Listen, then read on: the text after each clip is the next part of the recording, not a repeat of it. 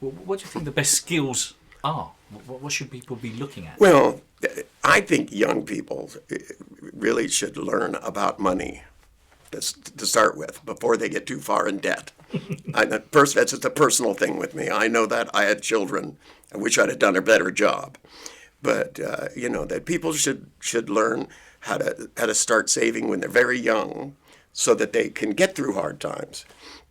And they should always keep in mind that, your goal can be to compete with somebody for a job that already exists. But man, if you look at how fast knowledge is changing, who knows, we may not have cars in the future. So being an auto worker may not be the best plan. And so no matter what job you do get or what job you're planning on, you should always be looking at what the forefront of the industries is.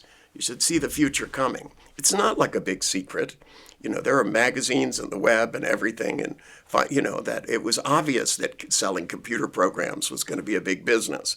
And then as the net started growing, that there were jobs like web design and all of these things that, you should be constantly thinking, about what it is that you enjoy so much that you want to become involved in being at the beginning of it. You want to learn what you can learn about it and start looking into the future so that, instead of just selling yourself by the hour, you could conceive of starting a company. If you look at how technology changes, it's going to change the application in the marketplace. And having social skills, I don't care what job or where you go, your ability to be persuasive is important. Because you may be really good at something, but if you can't convince anybody of that, they'll hire somebody else. And people don't always hire the best person. It just doesn't happen.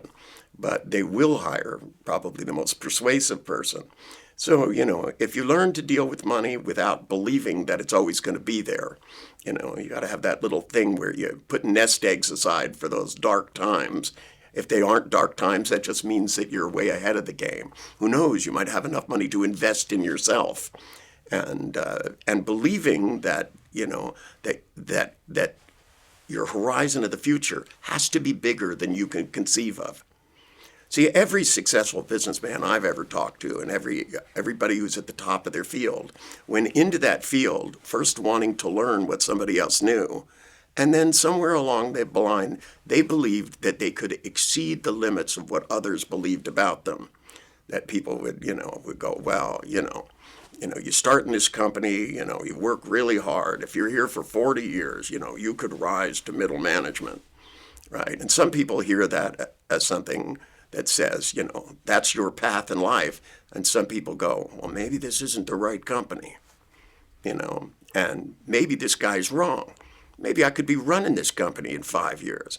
If I thought about it right, I had enough good ideas. And when you build beliefs about yourself that said, no matter how hard it is right now, there could be a place where all of this accelerates. And you start looking for those opportunities so you don't miss them when they come along. When people used to say it was so impossible, they'd say it was as impossible as trying to put a man on the moon. But yet we did it. We did it in a few decades. Because we put all these resources together and all these bright minds in the same place, and they only had the task. Now, the byproduct of it was that it created massive employment in all of these fields. The technologies for the web was invented there, in spite of what Al Gore says, that, companies like Hewlett-Packard and Fairchild and aircraft engineer changed, and, your car's now got so many computers in it, it's phenomenal. When you have to bring your car in and update its computer with, 20,000 changes, and they send you a recall notice that says your car has to come in. We need to update its computer and 1,500 changes. It'll be done overnight. Auto mechanics at a certain point in time had to adapt. And the truth is, with organisms, the one with the greatest adaptability will survive the best. And if you learn to do only one thing and you do it very well, you can be an artist, you can be a shoe repair guy, but it doesn't mean you'll be as successful as you could be.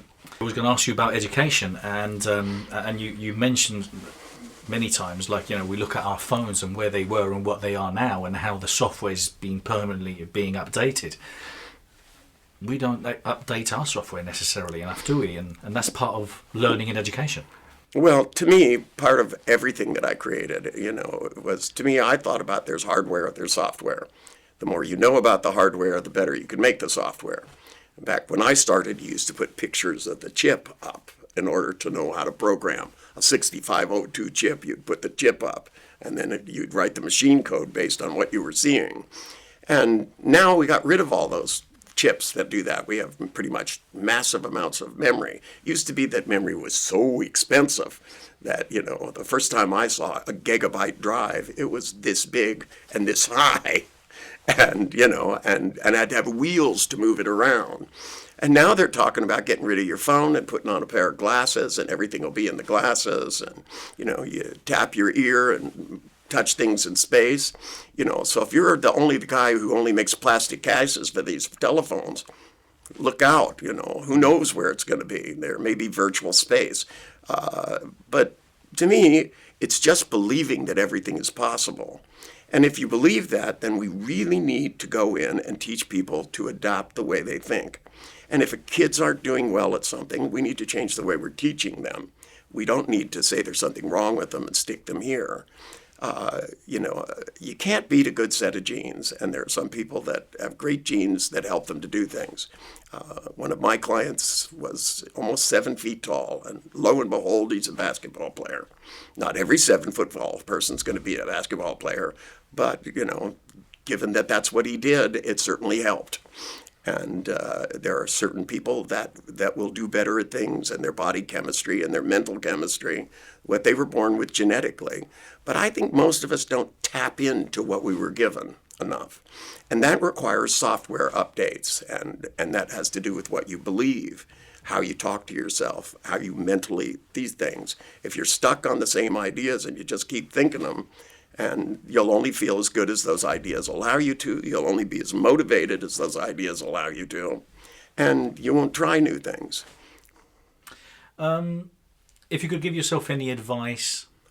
Give myself advice? Yeah. Well, I give myself advice all the time. I don't always follow it. If you could give yourself any advice for a younger version of you, what would it be? A younger version of me? Yeah.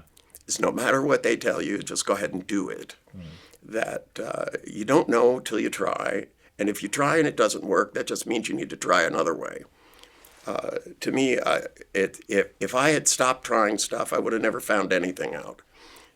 I kept asking other people. I kept asking more detailed questions, because if something wasn't happening, I knew it had to do with the way I was approaching it.